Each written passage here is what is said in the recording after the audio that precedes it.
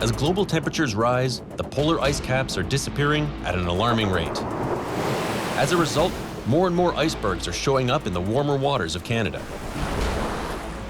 Tracking the growing number of icebergs is crucial because understanding how they move and how they disintegrate is the key to understanding the melting of Arctic ice. I'll see how it's done. From above, the waves just shooting high up into the air up against the bergs. From below, and from the very top of an iceberg on the move. I'm gonna place the beacon. Melting ice is Earth's warning signal, and icebergs are sounding an alarm bell about our climate's future.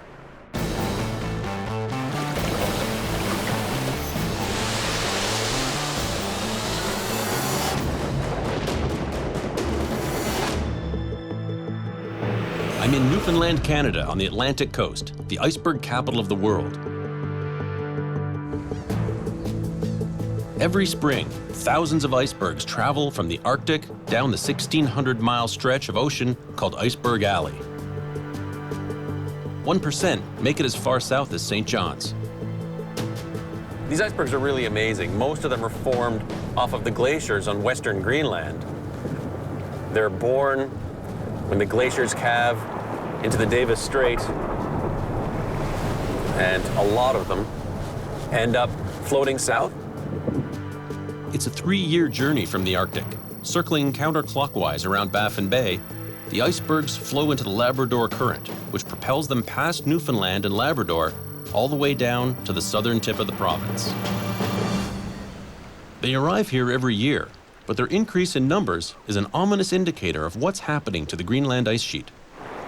It's the second largest ice sheet in the world, and it's melting fast, shrinking 47 cubic miles a year. David Barber has been studying the Arctic for 30 years.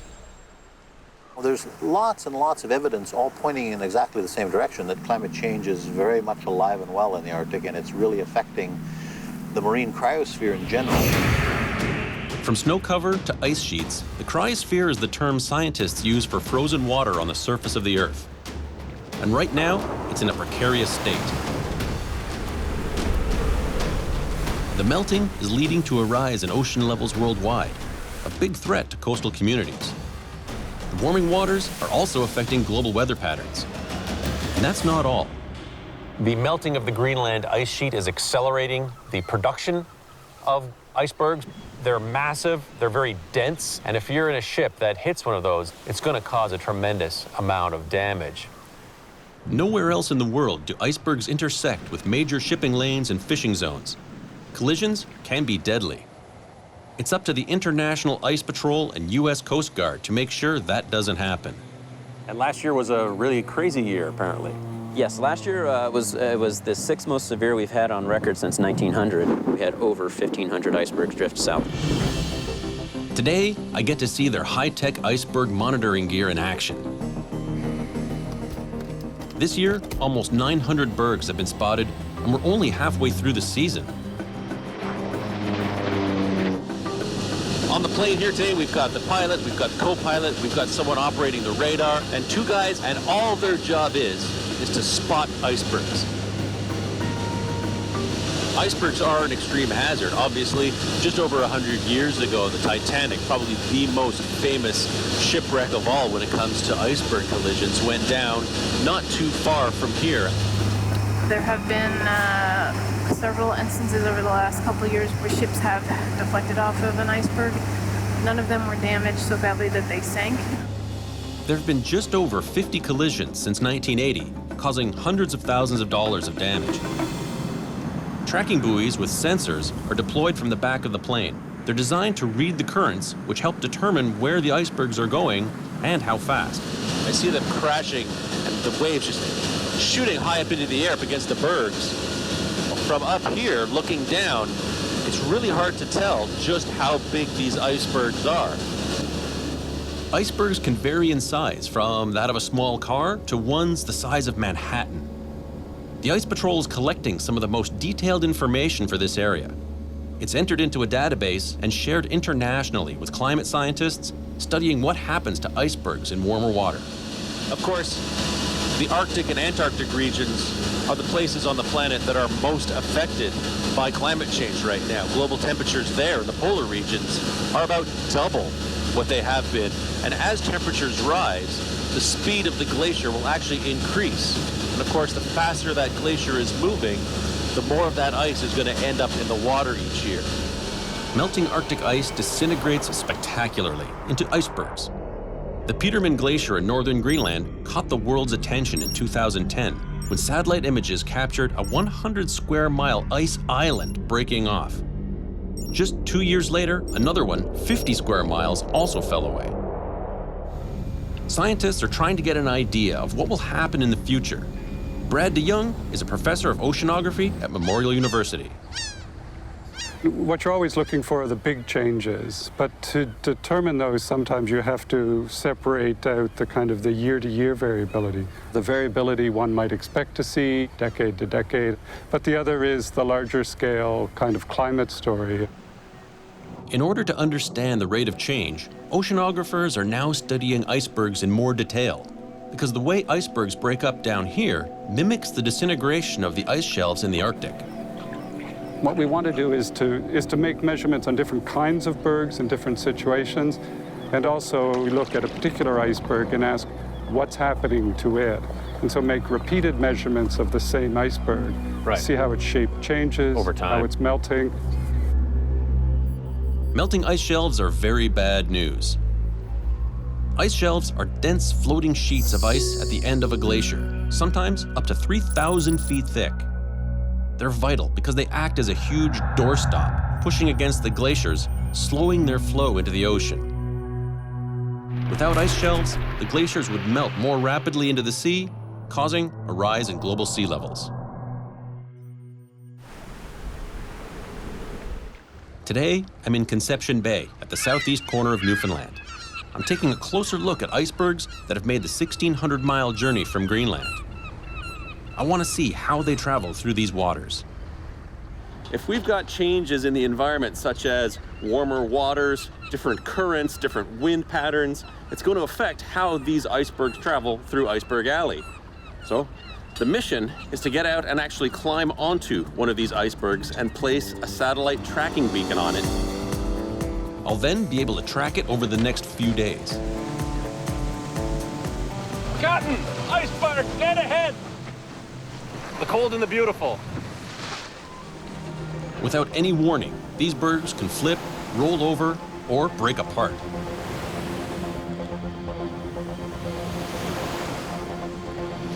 Oh! This'll be a climb unlike any I've tried before. Holy crap. I want to get up on the berg and place a beacon on it to track its movement and melt rate. Oh! But it's not going to be easy. Holy crap. What do you think of that, George? Still want to climb a berg? Not that one. That's scary. What was once this towering berg is now this pile of thousands of pieces. Get this effervescent sound, all these bubbles, air bubbles coming up out of the ice that's degassing. Wow. With zero warning. Really drives home how dangerous these things can be when you're up close to them. A bit shaken, we move to one that looks promising to climb. That is a beautiful, beautiful iceberg. We'll do a circumnavigation. If this iceberg were to roll that way, this piece of ice would come up underneath us. Okay, Rick. Hey. I'm going to place the tracking beacon as high as possible, as I want to see how long this berg stays intact and how far it goes. Okay. Information like this helps scientists understand the breakup of icebergs. The ice it's a little softer than I was expecting because it's all melting. All right, continuing up. There's water spray coming up, pressurized up over here. Bird feathers up here. Oh, the angle on this is perfect. It's nice and gentle. What a view. I want to go a little bit further over.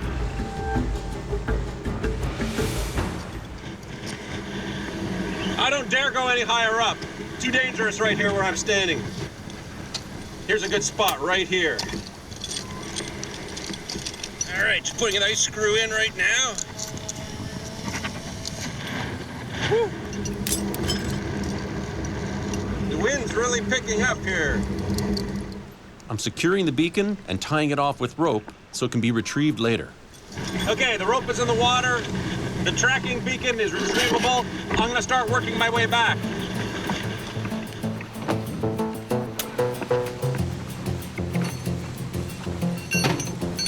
Perfect. This thing has traveled probably several years down from the Greenland glacier. Now, let's see where it goes from here. Tracking icebergs is one way to study climate change, but I want to explore other methods that'll take me into dangerous waters. Icebergs offer valuable clues about the melting Arctic ice that spawned them. And it's not just the increase in their numbers that's concerning scientists. It's a coupled system. You can't really look at one part of the thing without looking at all the other parts that are interconnected because they all operate with each other in a very sophisticated harmony. Scientists are noticing that sea ice, the frozen seawater, is also melting fast and raising the temperature of the water around it. When you think about the sea ice, we're thinking right now we're going to have a seasonally ice-free Arctic. That stuff that's left at the end of the summer will actually shrink and disappear, you know, somewhere between 2030 and 2050. Disappear completely. Disappear completely in summer. That's scary. The sea ice keeps the oceans cool because when the surface is covered in ice, it's white, so the energy from the sun is reflected back into space, keeping the Arctic cold. But when the ice melts, the heat from the sun is absorbed into the sea, causing it to warm. And when water heats up, it expands, raising sea levels. But that's not the only problem. Melting sea ice and glaciers also change the ocean's currents. In the oceans, we have what's called the thermohaline circulation, the movement of warm water from the equator northward. All that sea and glacier ice melting and mixing together is disrupting those currents. The amount of fresh water that are coming from these things is going to change the circulation patterns of the ocean because the fresh water is very buoyant and so it tends to come to the surface and the salt water underneath it, which then affects the currents. Scientists predict that 210,000 square miles of polar ice a decade will melt into the ocean. Changing currents will affect world weather patterns, causing more ferocious storms and extreme snowfalls. The next morning, I head back to Conception Bay. My mission today is to explore the underwater part of these bergs. The base of an iceberg is rarely ever seen, but how it deteriorates in warming water helps scientists understand future melt rates in the Arctic. We hear the phrase tip of the iceberg all the time, meaning that there's a lot more hidden underneath. 90% of an iceberg is underwater. For the largest bergs, that can be as big as a 5-story building. If all goes well today, I'm gonna get to show you what it's like below the surface. A tricky dive, lots of variables, very cold water. So this should be really interesting. Dive master John Olivero is an experienced iceberg diver. There is going to be a little bit of cracking and popping. If you're concerned of any of the noises, just start swimming away. If you see anything coming down at you, away and down. Away and down. Yeah, it's only dangerous if something goes wrong. Yeah. Here we go. There's a couple of icebergs out in the bay right now, so we're going to try and find the best one to go diving on, get in the water, and actually see these things from underneath. It can be hard for scientists to study these giant moving blocks of ice as they're so unpredictable. We need to find one that looks stable enough to dive near. George, I like this one because if it breaks, gravity is going to take it that way. So you guys got lots of chance to swim away. With the berg chosen, we get suited up.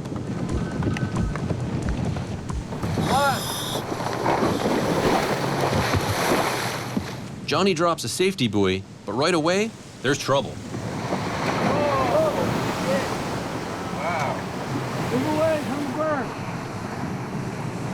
Okay. We reposition further out, and I hit the water.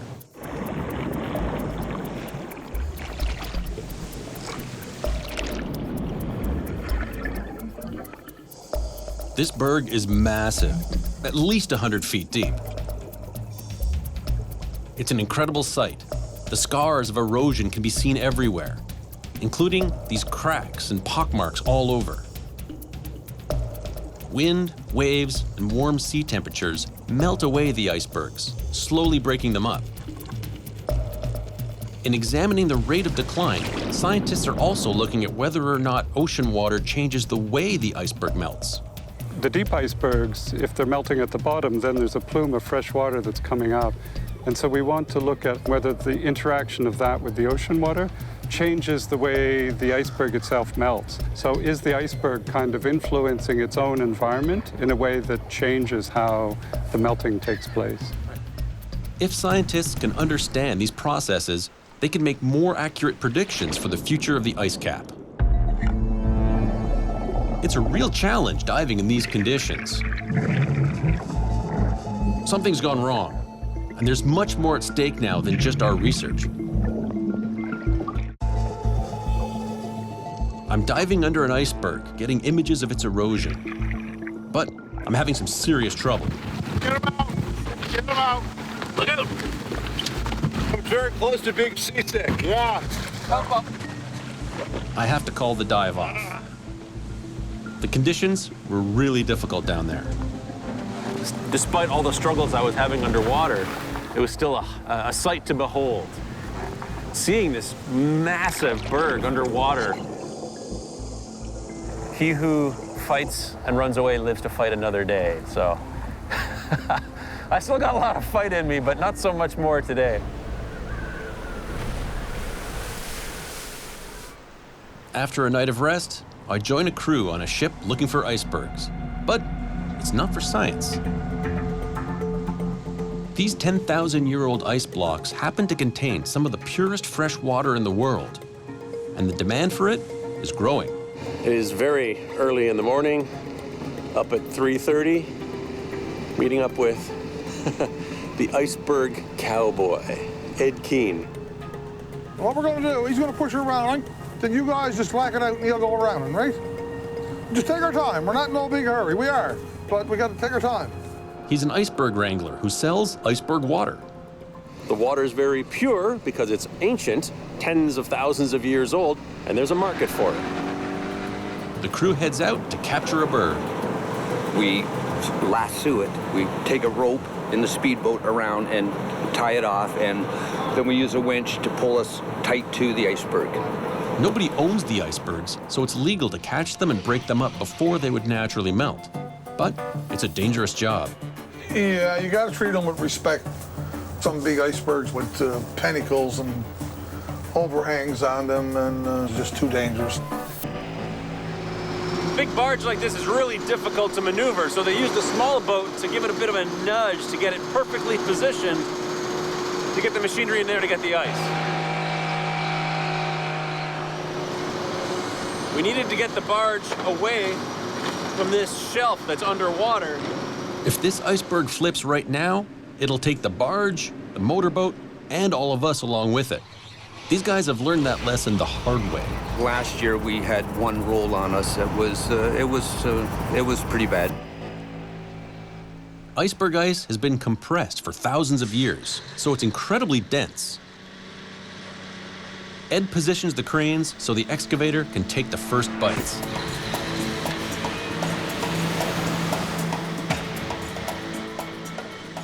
Iceberg ice has been locked in ancient glaciers, which formed before the industrial age, making it free of contaminants.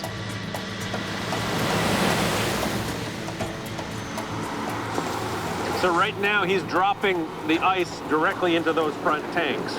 And then they use the grinder if they want to send it to the tanks at the back, and shift the weight. And we force water, iceberg water, from the tank in, and it flows down into the other tanks.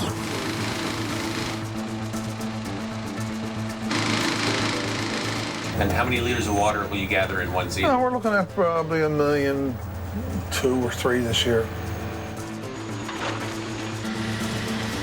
These guys have been at it for about 4 or 5 hours now, and they've put a serious dent in that chunk of ice. By late afternoon, they wrap it up and head back to shore with their haul. It's been an adventurous week for me in Iceberg Alley, but before I head home, there's one more place I need to go. I'm going to check on the status of that iceberg I was tracking. So it's been about 3 days since I put the transmitter on the iceberg up here at Bay de Verde, and an interesting thing has happened. We've had strong winds from the north, which, as you might expect, has pushed that iceberg to the south about halfway into Conception Bay. And last night, it stopped transmitting. The iceberg has probably broken up, and the transmitter is sitting at the bottom of the bay. It traveled almost 15 miles in 3 days. It really does go to show how much these things move around out here. As icebergs continue to flow into these waters off Newfoundland, they're a mixed blessing. They offer scientists a chance to further understand the process of Arctic melting, but they're also an unmistakable warning about the dramatic decline of our ice sheets. Continuing the detailed research and sharing it worldwide will enhance our ability to combat climate change. Keeping the planet cool by just 1 to 2 degrees would help preserve this frozen world. It's going to cost us a lot more not to do something about this problem than it is for us to do something about this problem, so let's keep our habitat so that it works for us as a species. Scientists have spoken. Now it's time for governments and individuals to take action.